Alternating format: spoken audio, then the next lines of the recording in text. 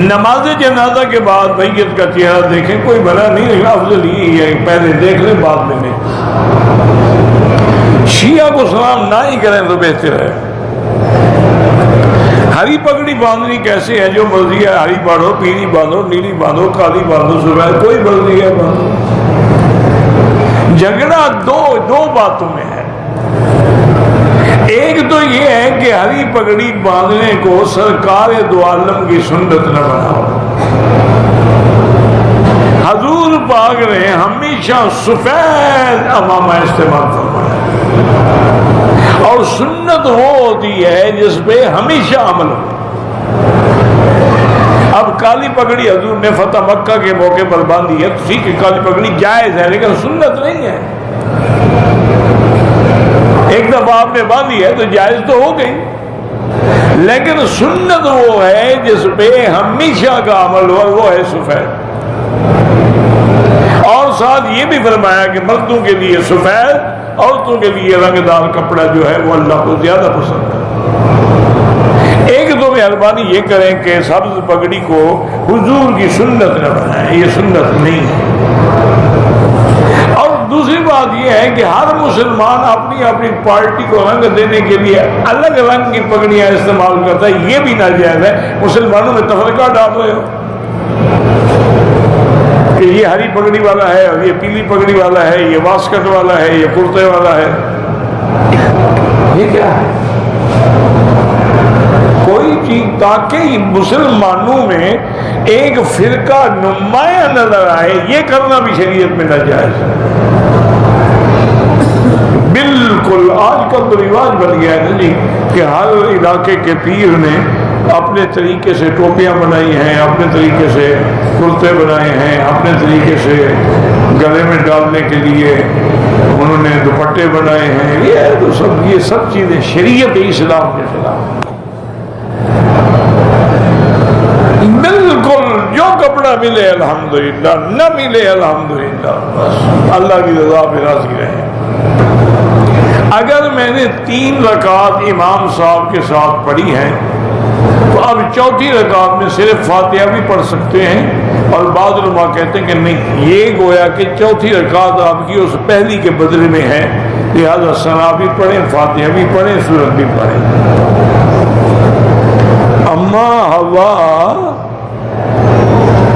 کو بائیں پسی سے پیدا کیا، آدم علیہ السلام سلا دیا، کیا مہر دیتے ہو؟ اللہ پاک نے فرمایا کہ میں تمہاری بیوی ہے، مہر کیا دو گے؟ انہوں نے کہا کہ مہر درود شریف پڑھو۔ یہ سب جھوٹی قصے ہیں، نہ وہاں نکاح کی ضرورت تھی، اور نہ کسی مولوی صاحب نے خطبہ پڑھا تھا، نہ گواہوں کو بلایا گیا۔ جب اللہ نے کہہ دیا تیری بیوی ہے، بات ہی ختم ہوگی، تم کون روکنے والے؟ اور یہ پتہ نہیں مسئلے کیسے بناتے ہیں، مجھے تو بڑا دکھ ہوتا ہے۔ کسی سے پوچھو کہ کیا درود شریف مہر کے عوض ہو سکتا ہے کہ نہیں؟ بھئی درود پاک مہر کا بدل بن بھی سکتا ہے کہ نہیں بن سکتا؟ ایک حدیث میں ہے، بڑا مسئلہ، مشکل مسئلہ ہے، اور اس میں بڑا بڑا علماء کے اختلاف ہے۔ ایک عورت نے حضور سے آ کے درخواست کی کہ میں آپ سے شادی کرنا چاہتی ہوں۔ اللہ نے اپنے نبی کو یہ اختیار دیا تھا کہ اگر کوئی عورت امرأۃ وہبت اپنا نفس آپ پر ہبہ کرتی ہے تو آپ کو حق ہے، اگر چاہیں تو قبول کر سکتے ہیں۔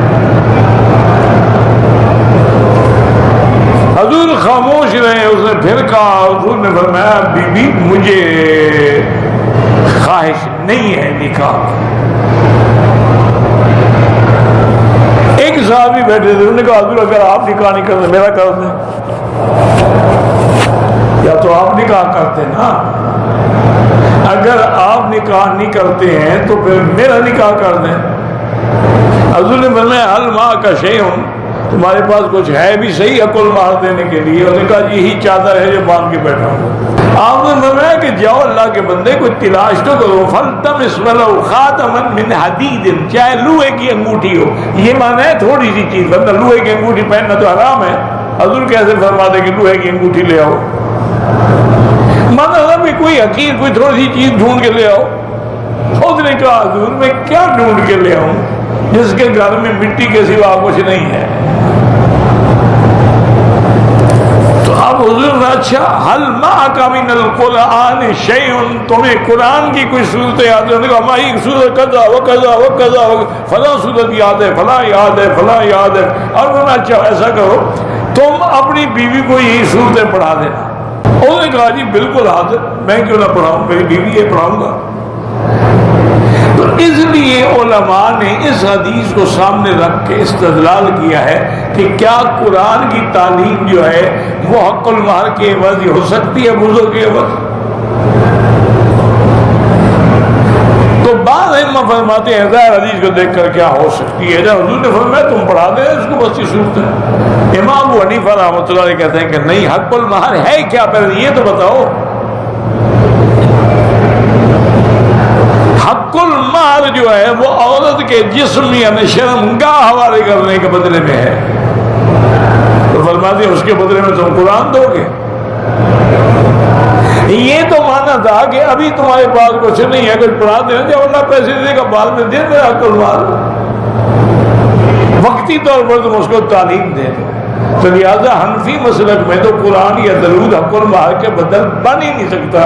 تو اللہ پاک نے بی بی حوا کو, حضرت آدم کو کہا کہ درود پڑھ کے حق المہر ادا کرو. پتہ نہیں یہ مولوی صاحبان وہاں چھپے بیٹھے ہوتے ہیں, ان کو ڈر نہیں آتا خدا کو قیامت میں کیا جواب دے. کہتے ہیں آدم علیہ السلام نے گندم کا دانہ کھایا. ایک مولوی, بہت بڑا مولوی, میں نام نہیں لیتا اس کا, اگر زندہ ہے تو اللہ اس کو ہدایت دے, اور اگر فوت ہو گیا ہے تو اللہ اس کی مغفرت کرے. اس نے مجھے خود کہا, اس نے کہا مکی صاحب یہ جو گندم کا دانہ ہے نا یہی سارا عذاب ہے. میں نے کہا حضرت کیسے؟ کہنے لگا حضرت یہ گندم کا دانہ جو ہے دو ہی تو دانے ہیں نا, ایک گندم کا دانہ کھانے والا, ایک عورت والا گندم کا دانہ. شکل دیکھ لو ایک جیسی ہے کہ نہیں ہے؟ انہی دو دانوں نے تو ہمیں خراب کیا.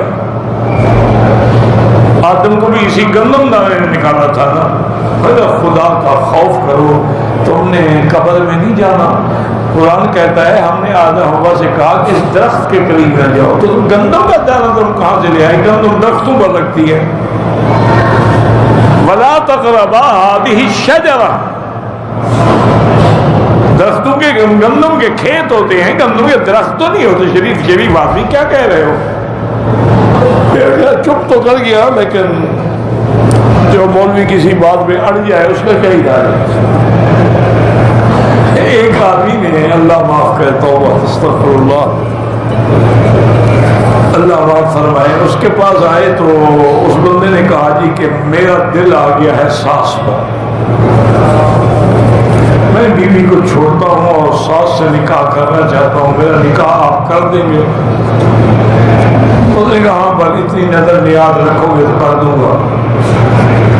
انہوں نے نظر نیاز پیش کر دی, انہوں نے ساس کے ساتھ نکاح پڑھا دیا. بیوی کی ماں, ساس یعنی وہ تو ماں ہوتی ہے. علماء کو پتہ لگا, انہوں نے کہا یہ بدبخت کہاں سے نکل آیا قاضی نکاح پڑھانے والا. اس کے بعد ہے کہ یہ کیا؟ تو انہوں نے کہا ہاں میں نے کیا. انہوں نے کہا کیوں کیا؟ انہوں نے کہا جب اس کا نکاح ہوا تھا آپ تھے, یہ تو دونوں قبر پرست ہے, مشرک ہے, نکاح تو ہوا ہی نہیں تھا مشرک کا. جب نکاح نہیں تھا تو ساس کیسے بنی؟ میں نے کہا ابھی کلمہ پڑھا کے اس کا نکاح کیا ہے. انا للہ و انا الیہ راجعون. بس دعا کریں اللہ ہمارے حال پہ رحم کرے. کہتے کہ جی یہاں کے ہوٹلوں میں جو مرغی ملتی ہے وہ صحیح ہے بھی اللہ کو پتہ ہے, مجھے کیا پتہ ہے. میرا بھائی گزارش یہ ہے کہ سب سے پہلے تو ایک اصول یاد رکھیں کہ اکثر ہوٹل بلکہ 90% ہوٹل باہر کی مرغی استعمال کرتے ہیں, وہ سستی ہوتی ہے, سستی بھی ہوتی ہے, موٹی بھی ہوتی ہے. تو وہ مہنگی کیوں ڈالیں گے؟ اس لیے اعتبار نہ کریں. اگر مرغی اس سے پوچھ رہے ہوٹل والے, مسلمان ہے, مکے میں کھڑا ہے, کہ بھئی یہ مقامی ہے یا باہر کی ہے. اگر مقامی ہے تو حلال ہے، باہر کی ہے تو نہ کھائیں۔